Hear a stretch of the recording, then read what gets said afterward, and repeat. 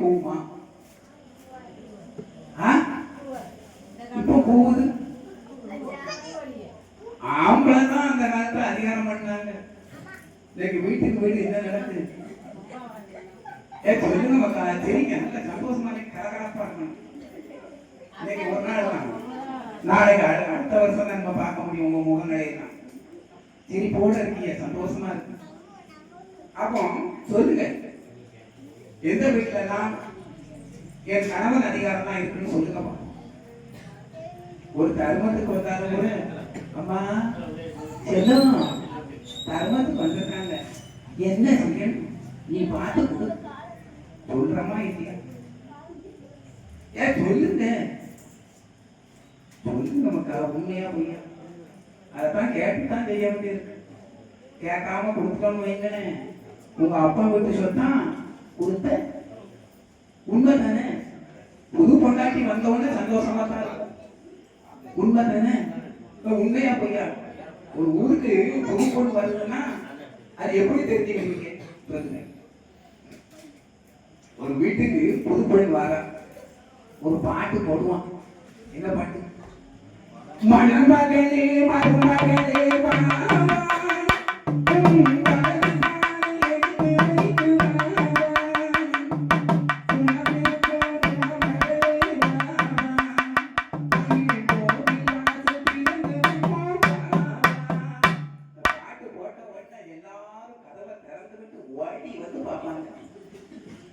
நம்ம ஊருக்கு புது பொண்ணு வந்திருக்குதே, வா பார்ப்போம் அவ எப்படி இருக்கா, எவ்வளவு அழகா இருக்கா, எவ்வளவு பட்டு கொடுத்திருக்கா, எவ்வளவு நகை போட்டிருக்கான்னு பார்ப்போம். ஓடி வருவாங்க. உண்மையா பொய்யா?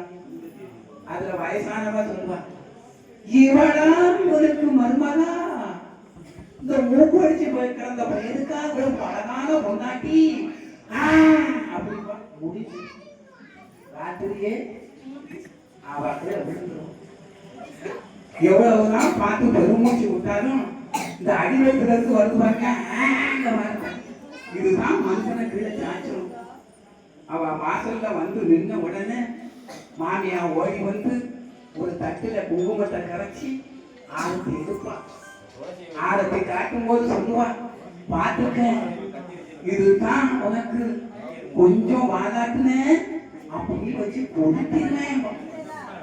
இவா சொல்லுவா, மருமகா ஆட்டு ஆட்டு பின்னால வாழ ஆட்டுனேன், சிலிண்டரை திறந்து விட்டு கொடுத்துருவேன். நம்ம சொல்லுவோம். அதுக்காக ஏதோ தப்பா நினைச்சுக்கிறாரிய இல்லையா? பாட்டுல வருவாங்க இல்லையா? இவ்வளவு பாட்டுல இருக்கு. பொருள் இருக்கும், மனம் இருக்கும், வாசல்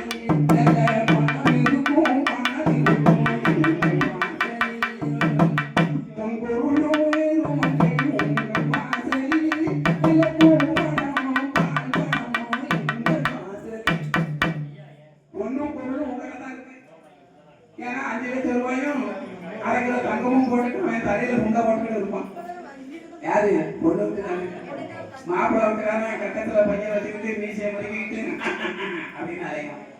ஏன்னா 5 லட்சமும் நகையும் தான் வந்திருக்கு. இந்த 5 லட்சமும் நகையும் கொடுத்தது என்ன பாடுபட்டிருப்பான் சொல்லுங்க, கொஞ்சம் யோசனை பண்ணி பாருங்க.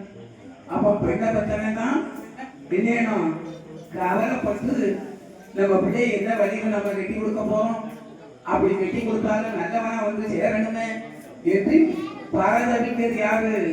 நம்முடைய தாயும் தகப்பனும் தான். நல்லவன் அப்படின்னா சரியா போச்சு, நல்லவன் வேதனா கண்ணீர் பிடிச்சுக்கிட்டான் அங்கே இருக்க வேண்டும். ஆனால் நீ ஐயாவை முழுமையாக நம்பினால் உனக்கு நல்ல மன வாழ்க்கையை தேடி தருவார். அந்த வாழ்க்கையை தருவதற்கு யார் கையில் இருக்கு? ஐயா கையில தான் இருக்கு, வேற யாரும் கையில முடியாது. மனைவி அமைவதெல்லாம் இறைவன் கொடுத்தவர். அவர் கொடுத்த வரத்தின் பிரகாரம் தான் இன்றைக்கு உலகம் இயங்கிக் கொண்டிருக்கிறது. அந்த உலகத்தில் எல்லாம் இழக்கின்ற பரம்பொருள் ஐயா வைகுண்ட சுவாமி ஒன்றுதான்.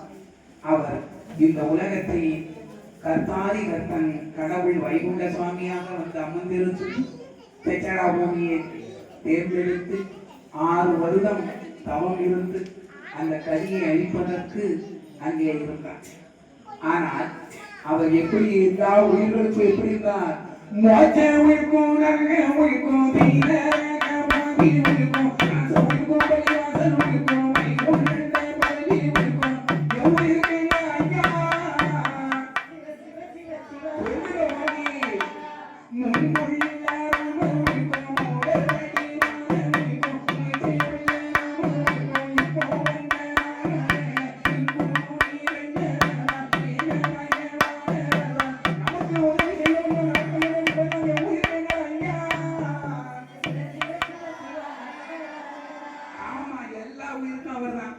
மோட்ச உயிரா இருந்தாலும் சரி, நரக உயிரா இருந்தாலும் சரி, தீனக பாவி உயிரா இருந்தாலும் சரி, பள்ளி வாசல் உயிரா இருந்தாலும் சரி, எல்லா உயிர்களுக்கும் யாரு?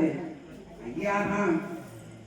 அப்படி இருக்கின்ற ஆதி பரம்பொருள் இந்த உலகத்தில் வந்து தவமாக இருந்து கலியை முடித்துவிட்டு மக்களுக்கு நல்ல உபதேசங்களை சொல்லிவிட்டு இந்த உபதேசத்தின்படி நீங்கள் நடப்பீர், ஆனால் உங்களுக்கு தர்மயுக வாழ்வை நான் எடுத்து தருகிறேன் என்று சொல்லி ஆதி பரம்பொருள் இந்த மக்களுக்கு அருள் பாலித்தார். பாலித்துக் கொண்டிருக்கின்ற நேரத்தில் இங்கே ஒரு சின்ன பாடல்.